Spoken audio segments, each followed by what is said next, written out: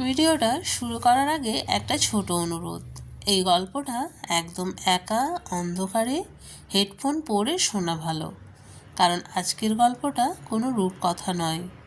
এটা এমন এক শীতের রাতের গল্প যেখানে একবার পেছনে তাকালে আর ফেরা যায় না। আপনি যদি ভূতের গল্পে ভয় পান তাহলে এখনই ভিডিওটা বন্ধ করুন, আর যদি সাহস থাকে তাহলে চোখ বন্ধ করুন, শ্বাস নিন গভীর করে, আর ঢুকে পড়ুন নিশ্চিন্দিপুর গ্রামের হাড় কাঁপানো শীতের রাতে।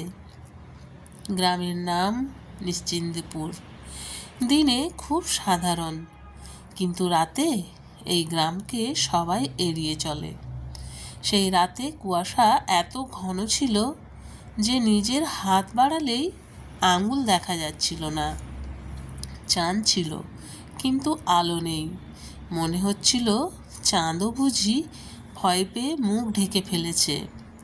রাত প্রায় 11টা। শঙ্খ শহরের ছেলে, সরকারি কাজের জন্য গ্রামে এসেছে।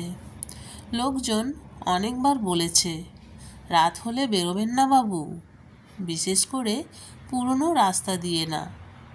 শঙ্খ হেসেছিল, ভূতটুত বলে কিছু হয় নাকি? গ্রামের শেষ মাথায় একটি রাস্তা, লোকেরা একে বলে শীতলপাড়া রোড।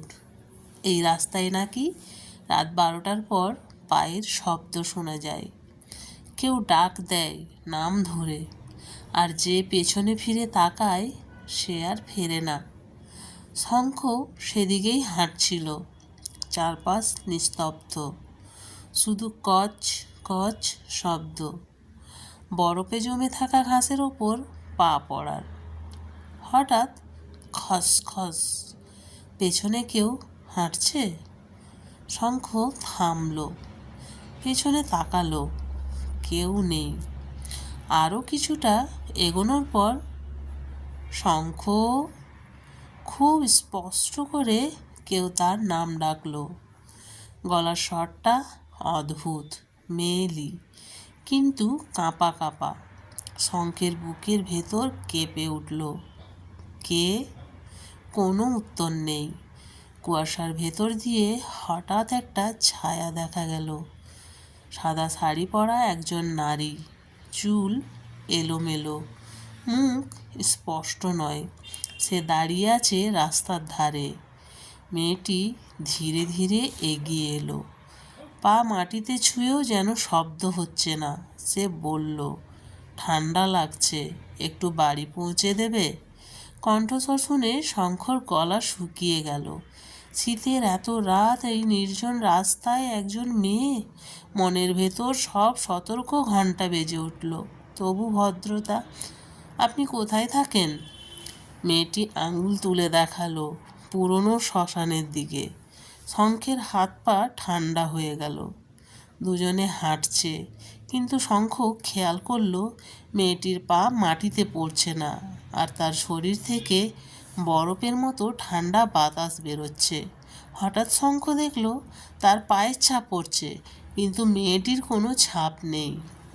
শঙ্খ থামলো। আপনি আপনি আসলে কে? মেয়েটি থামলো, ধীরে ধীরে মুখ তুলল, আর সেই মুখ, চোখ নেই, চোখের জায়গায় দুটো কালো গর্ত। মুখটা অস্বাভাবিকভাবে লম্বা, ঠোঁট নড়ছে, কিন্তু শব্দ আসছে না। হঠাৎ সে চিৎকার করে উঠল, তুইও আমায় ছেড়ে যাবি? চারপাশ বদলে গেল। শঙ্খ দেখল এই মেয়েটি বহু বছর আগে এই গ্রামেই ছিল। নাম শীতল। শীতের এক রাতে তার ভালোবাসার মানুষ তাকে এই রাস্তায় ডেকে এনেছিল, বিয়ে করবে বলেছিল, কিন্তু শেষে তাকে শ্বাসরোধ করে মেরে এই শ্মশানের পাশে ফেলে রেখে পালিয়েছিল। শীতল মরেনি শুধু, সে অপেক্ষা করছে। মেয়েটি শঙ্খের দিকে ঝাঁপিয়ে পড়ল। তার হাত বরফের মতো ঠান্ডা। একবার পেছনে তাকিয়েছিস, এবার থেকে তুইও আমার সঙ্গী। শঙ্খ চিৎকার করল। ঠিক তখন দূরে মোরগ ডাকার শব্দ। ভোর। এক ঝটকায় সব অদৃশ্য। গ্রামের লোকজন শীতলপাড়া রোডে শঙ্খকে পেল।